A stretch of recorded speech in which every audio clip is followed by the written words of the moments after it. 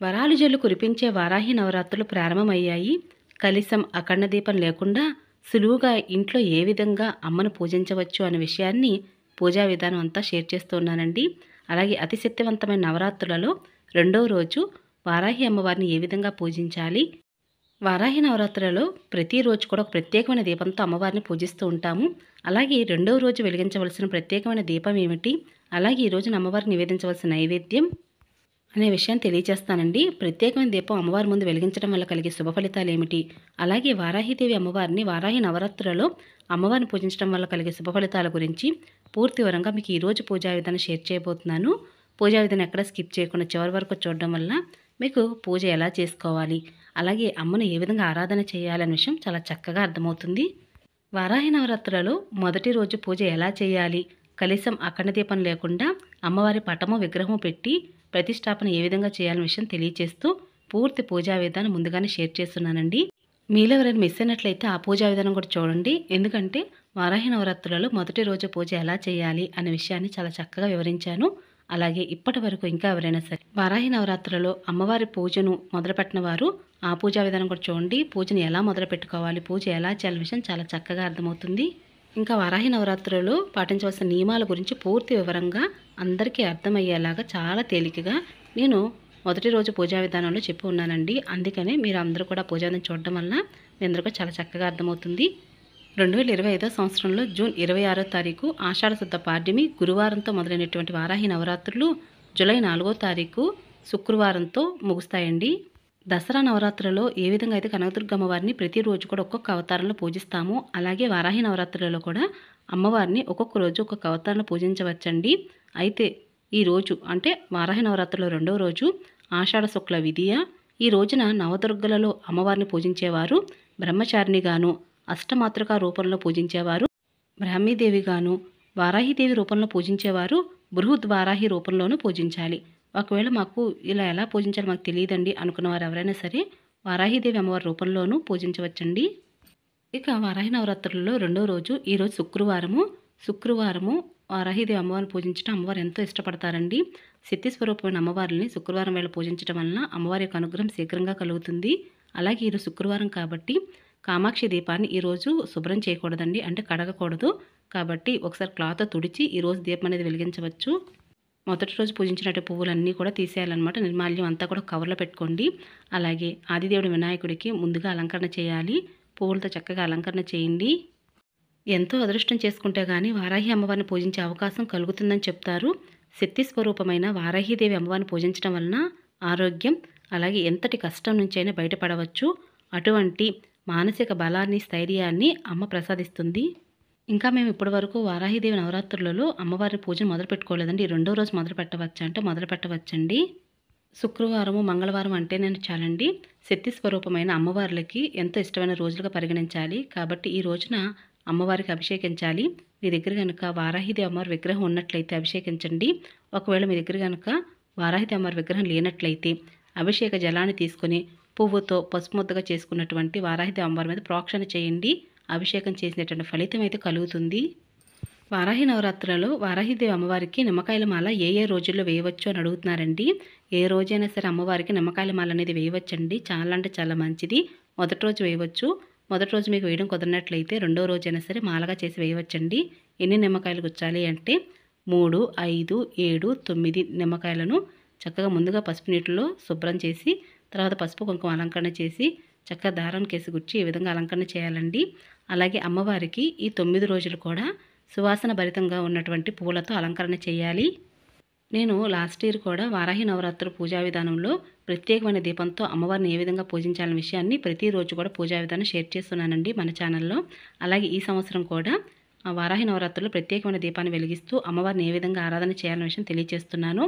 అలాగే ఈసారి వారాహి నవరాత్రులలో అమ్మను ఆరాధించే సమయాన ప్రతిరోజు కూడా ఆయా వారాల ప్రకారంగా అమ్మవారికి ఏ రోజున ఏ దీపం వెలిగించాలనే విషయం తెలియజేస్తున్నానండి. అంటే మీరు లాస్ట్ ఇయర్ వీడియోస్ చూసినట్లయితే అందులో ఏ రోజుల్లో వెలిగించినటువంటి దీపాలు ఉంటాయి కదండి, అవన్నీ కూడా ఒకే క్రమంగా ఈ సంవత్సరం వెలిగించాలని లేదు. ఈరోజు శుక్రవారం కాబట్టి ఈ రోజున ఉప్పు దీపం కానీ క్షీరదీపం కానీ వెలిగించవచ్చు. అయితే అమ్మవారికి ఈ రోజున పంచామృతాలతో అభిషేకం అయితే చేస్తున్నానండి. పంచామృతాలు అంటే మీకు తెలుసు కదా, ఆవు పాలు, తేనె, ఆవు నెయ్యి, పెరుగు, పంచదార ఇవన్నీ కూడా విడివిడిగాను అమ్మతో అభిషేకించవచ్చు. లేదంటే ఇలా కలిపి కూడా అమ్మవారికి అభిషేకం అయితే చేయవచ్చండి. ముందుగా నిత్య దీపారాధన చేయాలి. నిత్య దీపారాధన చేసిన తర్వాత ఆదిదేవుడైన వినాయకుడిని పూజించాలి. వినాయకుడికి కూడా పూలతో అలంకరణ చేసి అక్షంతలతో అష్టోత్తరము, ధూపం వేసి చిన్న బెల్లం ముక్క నైవేద్యంగా పెట్టి హారతి ఇచ్చి ముందుగా వినాయకుని పూజ అయితే చేయాలండి. కొంతమంది అడిగారండి అమ్మవారి పాదాలను తప్పనిసరిగా పూజలో పెట్టాలా అని. అమ్మవారి పాదాలు పట్టుకుని శరణ వేడుతూ పూజ అయితే చేయవలసి ఉంటుందండి. చాలా అంటే చాలా మంచిది. మీ దగ్గర కనుక అమ్మవారి పాదాలు లేనట్లయితే ఏదైనా ఒక ఇతర ప్లేట్ తీసుకొని చక్కగా కుంకుమలో నువ్వుల నూనె కలిపి అమ్మవారి పాదాలను డ్రా చేసి పూజలో పెట్టి పూజ అయితే చేయవచ్చండి. మా పాదాల దగ్గరే ప్రతిరోజు కుంకుమ పూజ అయితే చేయవలసి ఉంటుందండి. కుంకుమ పూజ అనేది ఉదయం వేళని చేయవచ్చు, సాయంత్రం వేళని చేయవచ్చండి. ఉదయం వేళ తేలికగా సులువుగా మీరు పూజ చేసుకున్నప్పటికీ సాయంత్రం వేళ అమ్మవారిని స్తోత్రాలతో అలాగే అమ్మవారిని భక్తి శ్రద్ధలతో కుంకుమ పూజ చేయడం, అష్టోత్తరం చదవడం, అభిషేకం అనేది చేయవచ్చండి. అమ్మవారి పటం ఇంట్లో ఉండవచ్చునా, విగ్రహం ఇంట్లో ఉండవచ్చునా అని చాలామంది సందేహం అయితే ఉందండి. అయితే శాంతి స్వరూపంగా ఉన్నటువంటి అమ్మవారి యొక్క పటము మనం ఇంట్లో ఉండవచ్చండి. అలా విగ్రహం కూడా పెట్టవచ్చు. అయితే విగ్రహం కూడా చాలా చిన్న విగ్రహాలే ఇంట్లో పెట్టుకోవాలండి. ముందుగా జలంతో అభిషేకించండి. ఆ తర్వాత పంచామృతాలతో అభిషేకించండి. ఈరోజు శుక్రవారం కాబట్టి అమ్మను పంచామృతాలతో కానీ లేదా మంగళకరమైన జలంతో కానీ అభిషేకించవచ్చు. అభిషేకించిన తర్వాత అమ్మవారికి మళ్ళీ శుద్ధమైన జలంతో ఈ విధంగా అభిషేకించాలండి. తర్వాత తప్పనిసరిగా మంగళహారతి ఇవ్వాలి. వారాహిదేవి అమ్మవారు పంటలకు అధిదేవత అండి. కాబట్టి అమ్మవారు ఎక్కడ ఉంటే అక్కడ సమృద్ధిగా పంటలు అనేవి పండుతూ ఉంటాయి. అక్కడ సుభిక్షంగా ఉంటుంది. తిండికి బట్టకు లోటు లేదండి అని చెప్తారు. వారాహి అమ్మవారి ఒక చేతిలో నాగలి, మరొక చేతిలో రోకలి ఉంటుంది. నాగలి పొలాలను దున్ని విత్తనాలు నాటడానికి, రోకలి వచ్చిన పంట ధాన్యం దంచి తినడానికి. ఇంకా అమ్మవారిని పూజించడం వలన చేతబడులు, అలాగే డిప్రెషన్, బ్లాక్ మ్యాజిక్ ప్రయోగం చెంది ఉన్నవారు వారాహిదేవి అమ్మవారిని ఆరాధన చేయటం వలన వాటి నుంచి కూడా బయటపడతారండి. భయంకరమైన ఆరోగ్య సమస్యలతో ఇబ్బంది పడుతున్నా తప్పనిసరిగా అమ్మను ఆరాధించాలి. ఎటువంటి రోగాల నుంచైనా సరే అమ్మవారు పరిష్కారం చూపిస్తుంది. ఎందుకంటే అమ్మవారి రథంలో ధన్వంతరి, అశ్విని దేవతలు ఉంటారు. వారందరి యొక్క కరుణా కటాక్ష వీక్షణాల వలన అమ్మ ఆరోగ్యాన్ని ప్రసాదిస్తుంది. ఆషాఢ నవరాత్రులలో ప్రతిరోజు కూడా అమ్మను ఈ విధంగా ఆరాధన చేయండి.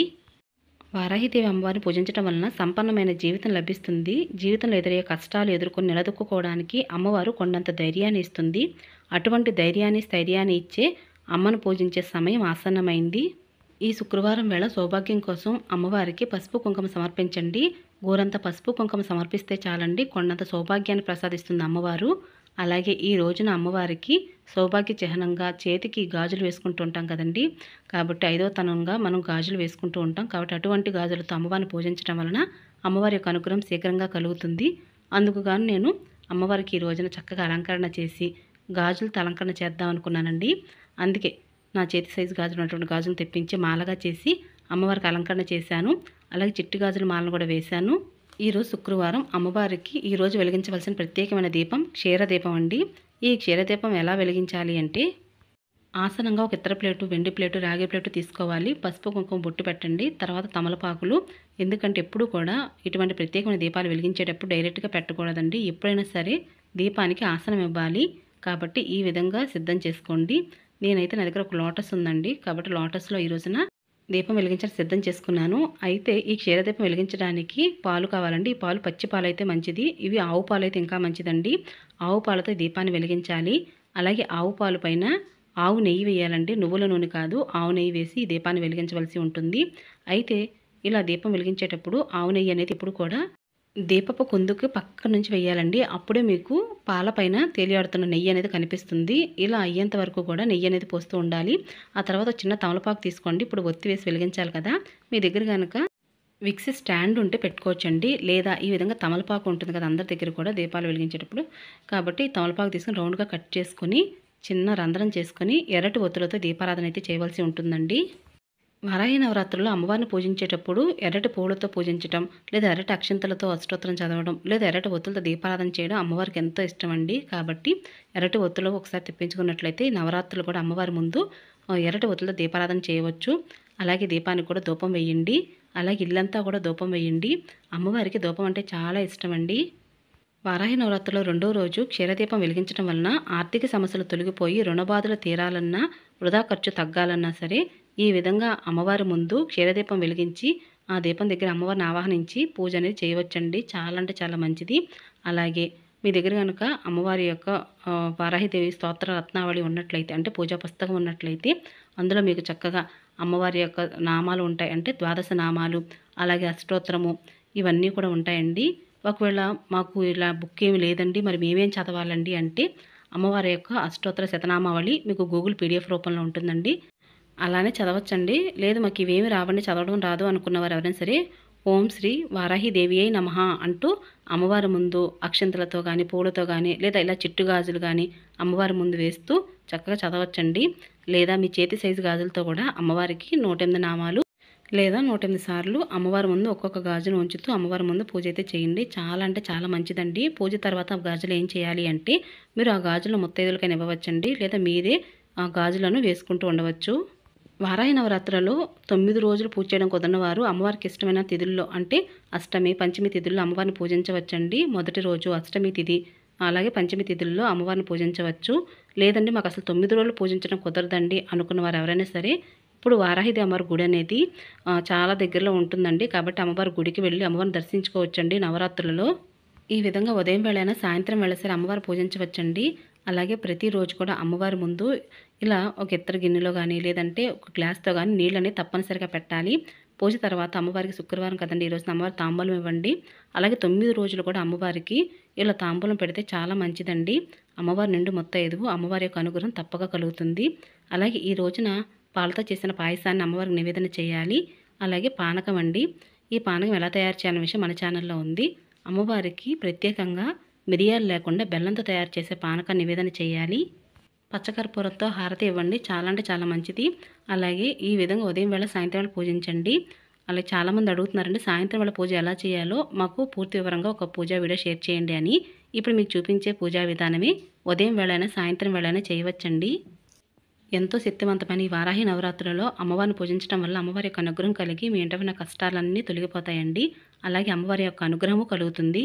వారాహి నవరాత్రుల్లో అమ్మవారిని పూజించడం కుదరనట్లయితే, మీరు ఎవరైనా సరే వారాహి నవరాత్రులు పూజ చేస్తున్నప్పుడు అక్కడికి వెళ్ళి పూజలో కూర్చోండి. మనసుకు ప్రశాంతంగా ఉంటుంది. మీ మనసులోని సంకల్పాన్ని అమ్మవారి ముందు ఉంచండి. ఏదైనా కోరిక కోసం కాకుండా భక్తి శ్రద్ధలతో అమ్మవారిని పూజించడానికి ప్రయత్నించండి. అలాగే ఈ హారతి మీరు కూడా తీసుకోండి. ఏ పూజా వ్రతాలు ఆచరిస్తున్నప్పటికీ కూడా పూజలో లోపం ఉండవచ్చు, కానీ భక్తిలో లోపం ఉండకూడదండి. పూజించేటప్పుడు భక్తి శ్రద్ధలతో పూజించాలి. నిర్మలమైన భక్తితో అమ్మవారిని పూజించాలి.